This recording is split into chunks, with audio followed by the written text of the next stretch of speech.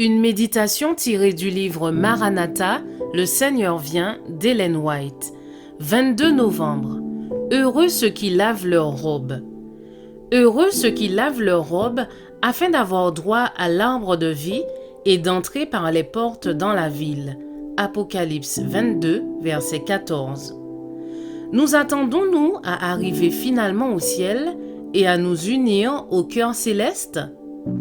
Tels nous descendons à la tombe, tels nous en sortirons. Quant à notre caractère, c'est maintenant le moment de laver et de repasser.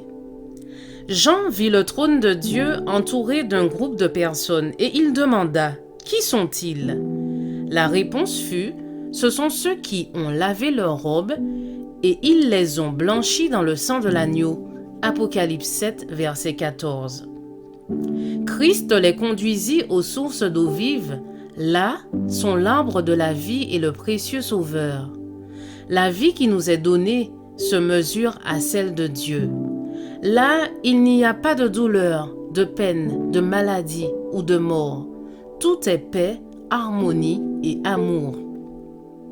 C'est maintenant le moment de recevoir la grâce, la force et la puissance pour les combiner à nos efforts humains afin de pouvoir former des caractères pour la vie éternelle. Quand nous agirons de la sorte, nous découvrirons que les anges de Dieu nous serviront et nous serons héritiers de Dieu et co-héritiers de Christ. Et lorsque la dernière trompette sonnera et que les morts seront appelés à sortir de leur prison et seront transformés en un instant, en un clin d'œil, les couronnes de gloire immortelles seront placées sur les têtes des vainqueurs. Les portes de perles s'ouvriront pour laisser entrer les nations qui ont gardé la vérité.